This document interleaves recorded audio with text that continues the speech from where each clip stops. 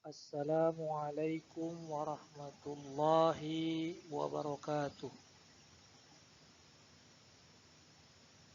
Pada kesempatan kali ini kita akan mempelajari tentang sejarah peradaban Islam.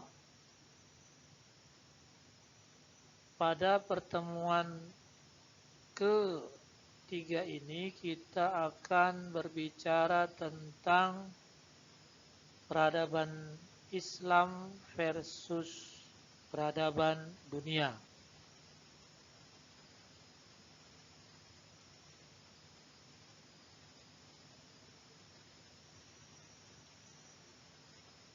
Peradaban Islam dan peradaban dunia. Peradaban dunia dahulu kala adalah peradaban yang mayoritas dikuasai oleh dua negara adikuasa. Bisa kita sebut dengan nama bangsa Persia dan bangsa Romawi.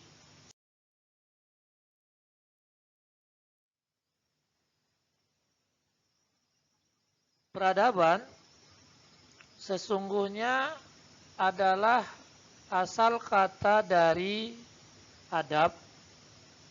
Maka kata-kata adab ini kalau kita terjemahkan dalam konsep agama, adab adalah akhlak.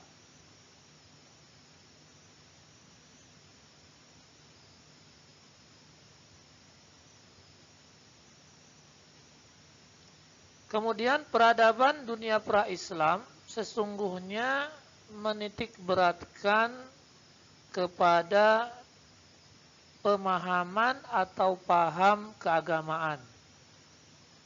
Paham keagamaan kalau kita cermati di negara Parsi atau Persia dan di negara Romawi, maka kita dapatkan bahwa masing-masing kerajaan Persia atau Romawi menekankan masyarakatnya untuk berpaham agama sebagaimana yang dimotori oleh negara.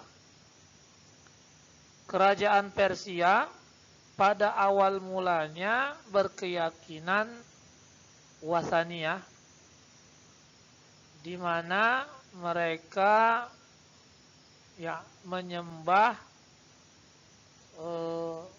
dewa. Kemudian pemahaman ini bergeser menjadi pemahaman yang dimotori oleh pemahaman Majusi atau pagan. Kemudian pemahaman pagan ini atau paganisme ini mengalami penyimpangan-penyimpangan yang dilakukan oleh kelompok atau oknum yang ada di bangsa Persia, seperti kelompok yang menamakan dirinya Manawi. Maka pemahaman mereka disebut dengan paham Manawi. Paham Manawi ini dibawa oleh seseorang bernama Al-Mani, di mana Al-Mani menyatakan bahwa kekuasaan Tuhan sesungguhnya ada dua, yaitu kekuasaan Tuhan yang bersifat baik dan kekuasaan Tuhan yang bersifat jahat. Kemudian pemahaman Manawi ini diberantas oleh kerajaan Persia, yang mana pemahaman ini hilang dari bangsa Persia. Namun dampak daripada wujud penyimpangan agama Manawi di Persia kemudian memunculkan penyimpangan-penyimpangan lain seperti penyimpangan paham agama yang dilakukan oleh Mazaddak, di mana Mazaddak ini menyebarkan paham yang ekstrim di kalangan masyarakat Persia yang menyatakan bahwa dibolehkannya melakukan hubungan seks antar masyarakat dan dibolehkannya melakukan perampasan harta. Paham ini atau paham Mazaddak ini muncul karena dipengaruhi oleh berlangsungnya peperangan yang secara terus-menerus terjadi antara bangsa Persia dengan bangsa-bangsa yang ada di sekitarnya. Hal ini menyebabkan kekacauan politik dalam negara.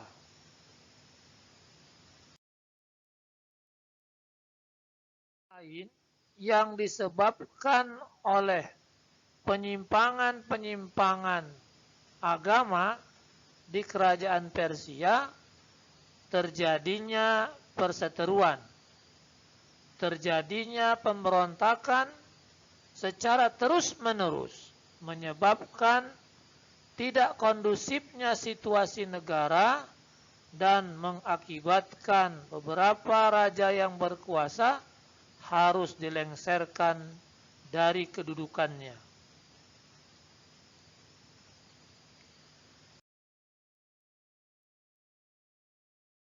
Peradaban bangsa Romawi juga menitik beratkan kepada hal yang sama dengan bangsa Persia, di mana pada awal mulanya bangsa Romawi memiliki keyakinan yang disebut dengan pagan atau majusi.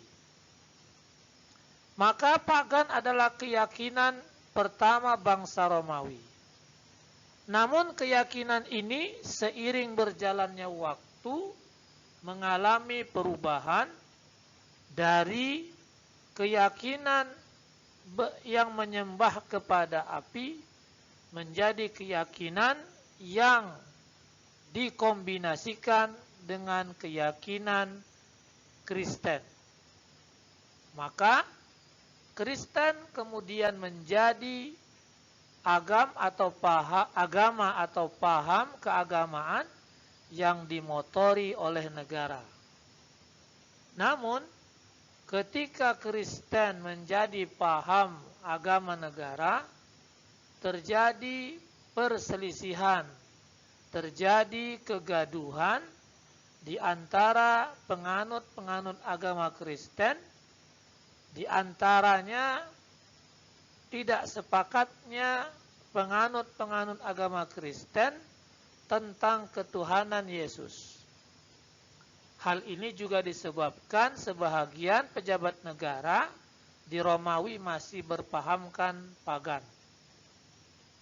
Maka perselisihan yang terjadi menyebabkan terjadinya penyimpangan paham agama di Kristen, di mana pengikut pemahaman atau paham agama yang menentang paham agama negara melarikan diri dan menyebabkan terjadinya pembantaian besar-besaran seperti yang dilakukan terhadap saudara pendeta Benjamin yang melarikan diri ke negara Mesir.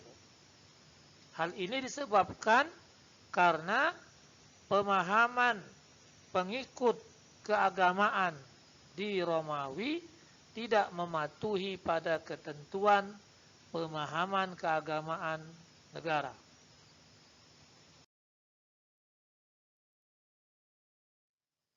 Adapun peradaban selain Persia dan Romawi ada disebut dengan peradaban Arab Jahiliyah.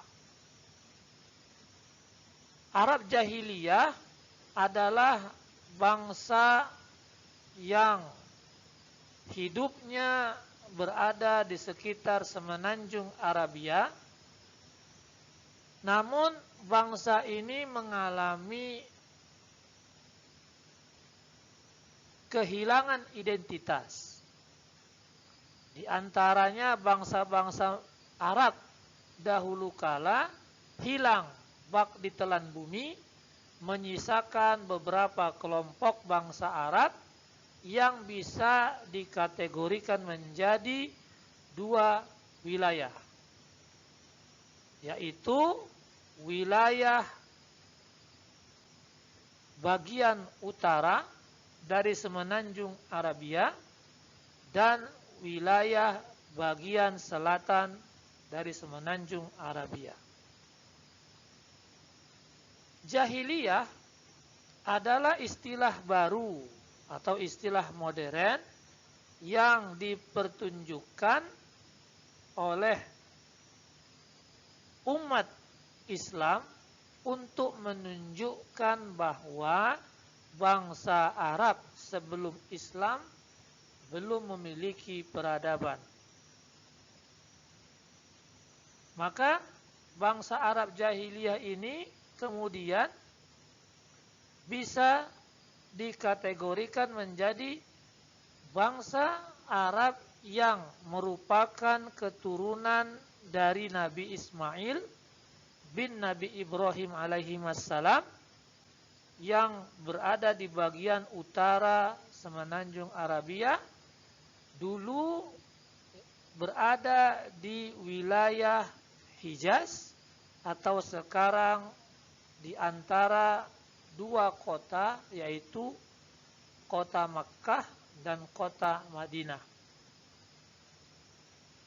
Adapun bangsa Arab yang hidupnya di selatan merupakan bangsa-bangsa dari pelbagai kerajaan yang mengalami pergantian, seperti kerajaan Sabah, kerajaan Ma'in, dan Amalikoh.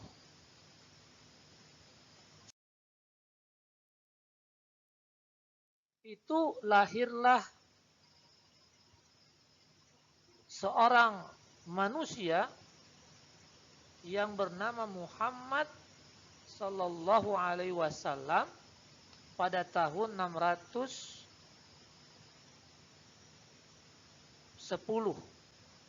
Bangsa ini kemudian mengalami perubahan.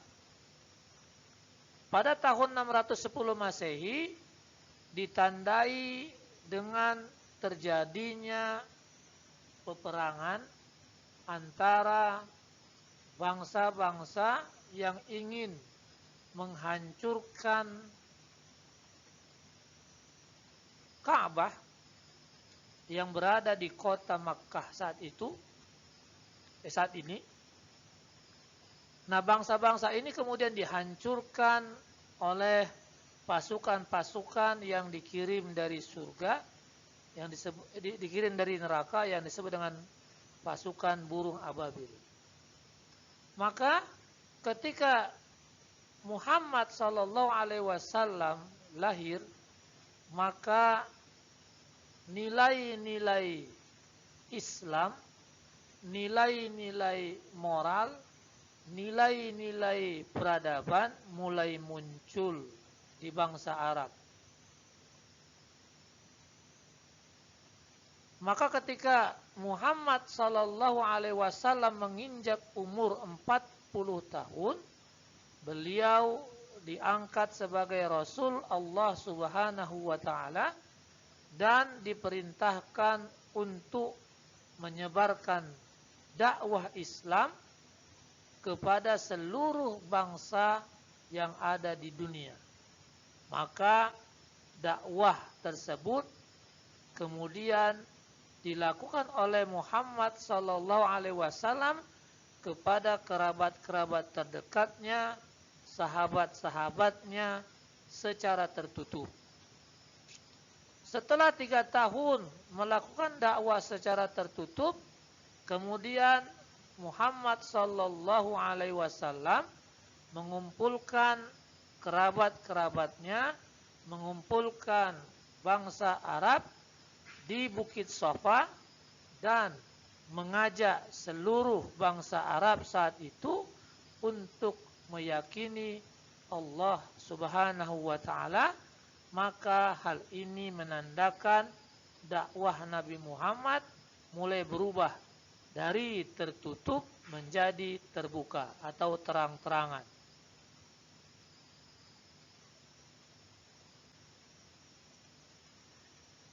Kemudian dakwah Islam mulai mengalami hambatan-hambatan sehingga menyebabkan umat muslim di kota Makkah hijrah menuju Ethiopia dan menuju Yasrib. Maka perkembangan dakwah Islam mulai berkembang keluar kota Makkah menuju Ethiopia dan Yasrib. Yasrib dikenal kemudian dengan nama kota Madinah. Hal ini sesuai dengan firman Allah Subhanahu wa taala dalam surat Al-Baqarah yang berbunyi, Inna arsalnaka bil haqqi basyiran wa nadhiran wala tus'alu an ashabil jahim. Hal inilah yang menyebabkan Islam mengalami perkembangan ditandai dengan hijrahnya Muhammad sallallahu alaihi wasallam ke kota Madinah. Maka ketika Muhammad sallallahu alaihi wasallam menapakkan kakinya di kota Madinah, Islam berkembang dengan pesat di kota Madinah. Hal ini sebagaimana yang ditegaskan dalam Al-Quran, Innal ladzina amanu wal ladzina hajaru wa jahadu fi sabilillah ulaika yarjuna rahmatallah wallahu ghafurur rahim. Bahwa sesungguhnya masyarakat muslim diharuskan untuk beriman kepada Allah walaupun dipaksa meninggalkan sanak keluarga, harta, aset berharganya demi hijrah dan berjihad di jalan Allah Subhanahu wa taala. Hal ini dilakukan semata-mata mengharapkan kasih sayang Allah dan ampunan Allah Subhanahu wa ta'ala. Maka begitu Nabi Muhammad berada di Madinah, Islam mulai mengalami perkembangan dengan disebut pembentukan negara Madinah. Hal ini ditandai di mana Rasul sallallahu alaihi wasallam sebagai pemimpin negara menyatakan kepada seluruh masyarakat Madinah, baik Islam Muhajirin, baik Islam Ansar, baik kaum Nasrani, kaum Yahudi dan sebagainya, untuk patuh pada ketentuan yang dilakukan berdasarkan kebijakan Muhammad sallallahu alaihi wasallam sebagai Rasulullah juga sebagai pemimpin negara. Kemudian ketika Rasulullah Sallallahu Alaihi Wasallam wafat, maka tampuk pimpinan beliau dilanjutkan oleh sahabat-sahabat beliau yang diangkat seperti Khalifah Abu Bakar Siddiq, dan selanjutnya hal inilah yang kemudian disebut dengan sistem pemerintahan atau ketatanegaraan Madinah. Sistem ketatanegaraan Madinah ini dibentuk dengan sistem pemerintahan yang berdasarkan musyawarah di antara para sahabat yang ada di kota Madinah. Namun ketika para pemimpin yang berasal dari Khulafa ar-Rasyidah wafat, mangkat, maka kepemimpinan dilanjutkan berdasarkan sistem kekeluargaan dalam pemerintahan yang kita kenal dengan istilah dinasti. Dinasti yang pertama yang menguasai pemerintahan Islam disebut dengan dinasti Umayyah, kemudian dinasti Abbasiyah dan selanjutnya. Di mana dalam dinasti ini dibentuklah sistem pemerintahan yang disebut dengan istilah wizarah, ijabah, hisbah, dan qudot. Maka demikianlah paparan yang akan kita pelajari tentang peradaban Islam versus peradaban dunia. Semoga tampilan-tampilan atau jabaran-jabaran ini bisa kita diskusikan lebih luas lagi. Terima kasih. Assalamualaikum warahmatullahi wabarakatuh.